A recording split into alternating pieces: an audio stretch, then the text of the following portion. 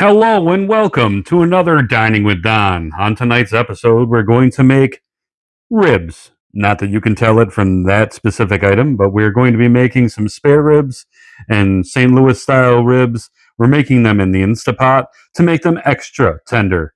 And also, we're going to be basting them with a nice hickory and brown sugar barbecue sauce afterward, well, crisping them up nicely from the broiler of the oven. So, without further ado, we'll go to step one. All right, first thing I'm going to do is tell you my recipe for a nice brown sugar dry rub that you're going to end up putting on your ribs before you put them in your Instapot. Now, mind you, this recipe is for an Instapot. If you have one, great. If you don't have one, I'm sorry. But this one is going to be for an Instapot. I don't have any other instructions. This is what I've got. So, without further ado, I will give you the recipe.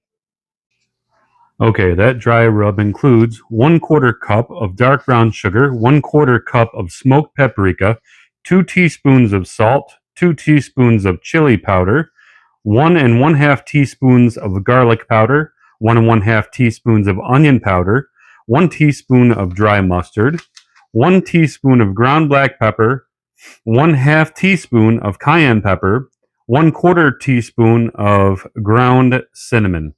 So you're going to mix that all together with a fork, and then you're going to take your ribs, these, out of the package, and you're going to dry them off with a paper towel. And then if you flip them over to the underside of the rib, on the back of the rib, there's a thin, what they call silver skin.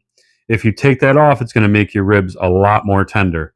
The best way to do that is to take some paper towels and grab onto that skin at the corner and pull that skin off.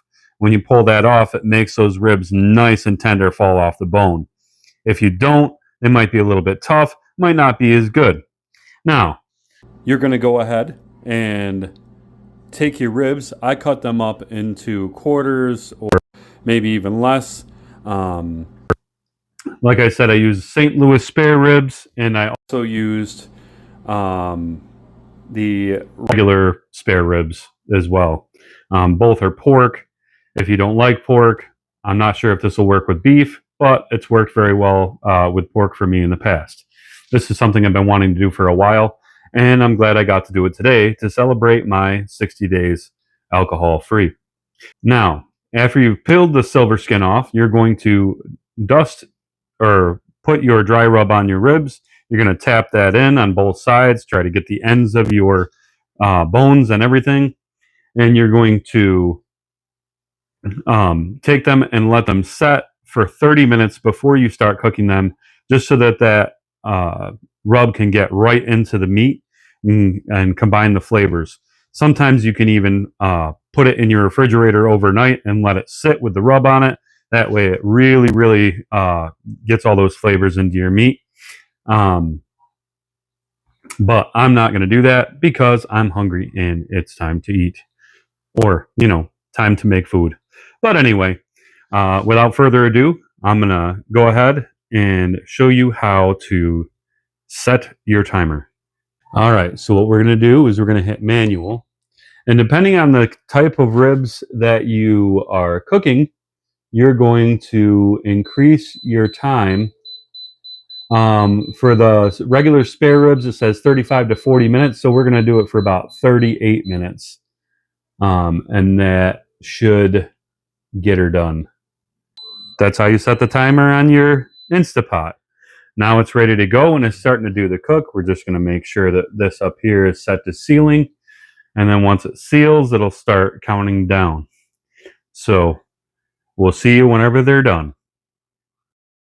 In the meantime, I'm a little bit of a cheater. So what I got was some Idahoan loaded baked mashed potatoes, which are super easy to make. You add 4 cups of boiling water to a heat-resistant serving bowl. Immediately add an entire pouch of potatoes. Mix thoroughly using a fork to moisten all potatoes, and let stand for 1 minute. Stir well and enjoy. We're going to wait to put those in until we get to the step where we're putting our ribs in the oven for broiling. I also got some grillin beans. These are bourbon and brown sugar because as I got my ribs, I have the brown sugar rub, and I also have the hickory and brown sugar barbecue sauce, which we're going to slather on just before we put it in the oven. And those only require you to cook them in the microwave for about 2 to 3 minutes per can. So I'm probably going to put it in there for about 4 minutes for both cans. Now, the ribs just finished, but we're going to give them about 25 minutes to naturally decompress. I know. You want to get into these bad boys, you want to lather them with the sauce, you want to do all the things and the stuff, but you've got to wait 25 minutes for it to naturally release its pressure. Okay? So, again, it's another hurry up and wait situation, but it'll be all right soon. Almost there. While we're waiting, we're going to make up our mashed potatoes. So basically, you're supposed to have 4 cups of boiling water per package, and then you take your fork and just mix it all together, and that will eventually turn into a mashed potato. You shall see. And because of movie magic, here we go. You see, this is what happens when you have bigger eyes than a stomach, because that's a whole lot of potatoes. And yeah, I don't have a whole lot of people to eat them tonight, but hey, you know what? It is what it is. You want some potatoes? I wondered to myself, Don, is this going to be big enough? And I'm like, no, that doesn't look like it's going to be big enough. But to be honest with you, this is family size. And let me tell you, it's big enough. Now I don't know what I'm going to do. But again, if you really want potatoes, I can bring you some in. I'm just saying. 25 minutes is up, and look at that deliciousness. That's right. These are, oh my goodness, I can't even get it out of there. We're going to have to figure this out.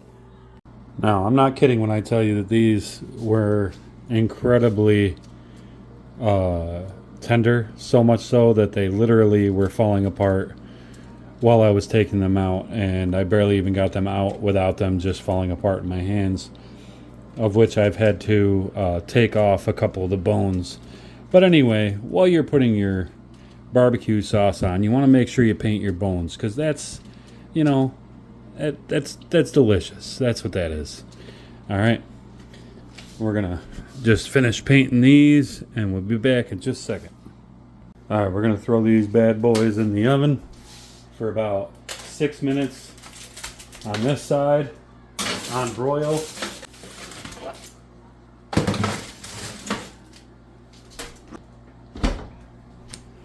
Set a timer for 6 minutes, and then flip it over, baste the garbage out of the other side, and cook it for another additional 6 minutes. Basically what this is going to do, it's going to caramelize your barbecue sauce on the ribs and make it all nice and yummy. I got a little bit on my fingers.